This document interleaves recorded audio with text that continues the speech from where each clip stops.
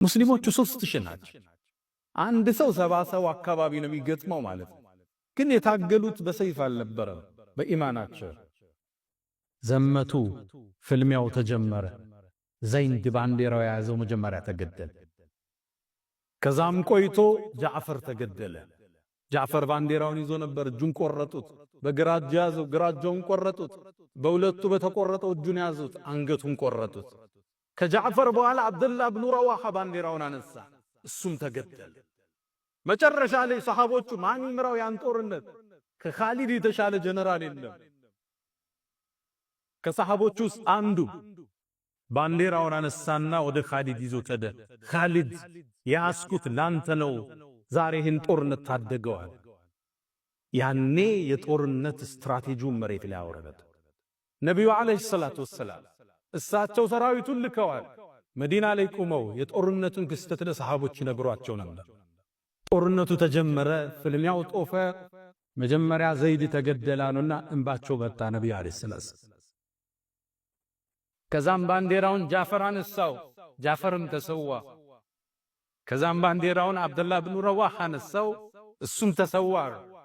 ከዛ አስከትለው ከዛም ባንዲራው የአላህ ሰይፍ ላይ ወደቃል ነቢዩ ዓለይሂ ሰላቱ። ኻሊድ ያን ጦርነት እንዴት ይቋጨው? ልክ ሌሊቱ ሲለያቸው በሌሊት አይዋጉም፣ መብራት ስለሌለው ሰራዊቱን እንደ አዲስ ዲዛይን አረገ። ቀኝ የነበሩትን በግራ፣ ከፊት የነበሩትን ከኋላ አደረገ፣ ከኋላ የነበሩትን ከፊት አደረገ።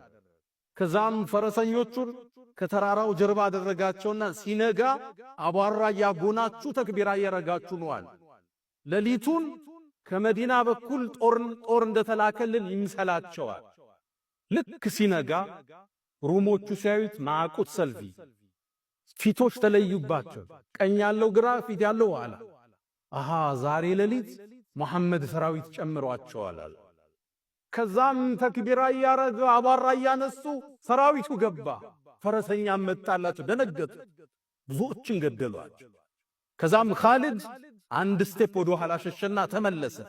ሲመለስባቸው በሌላ ሰራዊት የመጣ መሰላቸው። ደንግጠው ሲቆሙ እሱ ተመልሶ መዲና ገብቷል። እንዳይመጡ አሳቸው እስከሎ ሊገሉ ነው ብለው እነሱን ተመለሱ። በዚህ ሲስተም ጦሩ ሙሉ ለሙሉ ሳያልቅ ወደ ነብዩ ይዞት ተመለሰ ኻሊድ ረዲየላሁ ተዓላ። ያኔ ሰሃቦቹ ሽንፈት ስለማያውቁ እንዴት ትሸሻላችሁ ከጀነት አንቱም ፉራር ፈሪዎች ሸሾች አሏቸው። ነብዩ ተቀበሉ። በል አንቱሙል ኩራ፣ ገና ተመልሳችሁ ታጠቋላችሁ አለ ነብዩ አለይሂ ሰላቱ ሰላም። ኻሊድ ኢብኑል ወሊድ የመጀመሪያ ታሪኩ ጥቁር ደብዛዛ ነበር። በሰሃቦቹ መሞት ተጠያቂ ነበር። አሁን ደግሞ የእስልምና ጋሻ፣ የእስልምና ባንዲራ አንሺ፣ የአላህ ሰይፍ ሆኖ ቀጠለ ኻሊድ ኢብኑል ወሊድ። ከዛም በኋላ በርካታ ጦርነቶችን መርቷል። የጦርነት አሰላለፉ በታሪክ ተደግሞ ያቅም እሱን የሚመስል አልመጣም ይላሉ አውሮፓውያኖቹ። የእሱን የጦርነት ስትራቴጂ ሲተርኩ አናቱል ቅጢ ወወትበቱል አሰድ፣ እንደ ድመት አድፍጦ እንደ አንበሳ መወንጨፍ የሚለው ስትራቴጂ አለ። ታሪክ ላይ እሱ የሚመስል አልተገኘም። ዛቱ ሰላሲል ሌላ ከሩሞቹ ጋር ያደረገው ፍልሚያ ዛቱ ሰላሲል ይባላል። የሰንሰለቱ ጦርነት። ሰንሰለት ምንድን ነው? ሩሞቹ በርካታ ጦር ያመጡና መጀመሪያ ሰልፍ የሚያሰልፏቸውን እግራቸውን በሰንሰለት ያስሯቸዋል እንዳይሸሹ፣ ይለቁ እንጂ አይሸሹ። ይህን ጦርነት ሊፋለም ትንሽ ጦር ይዞ ሄደ። እነሱ በርካታ 100,000 ጦር ይዘው መጡ። እንዴት ያሸልፋቸው? ኻሊድ እዚህ ቦታ እንገናኛላቸው ሩሞቹ። እዛ ቦታ ሲገኙ ቦታ ቀየረ። እነሱ ቀድመው ተገንተው ጉድጓድ ቆፈሩ፣ ሰንሰላታቸውን አሰሩ፣ ውሃቸውን አዘጋጁ። ምግባቸውን ሲያዘጋጅ ቦታ ቀየረባቸው።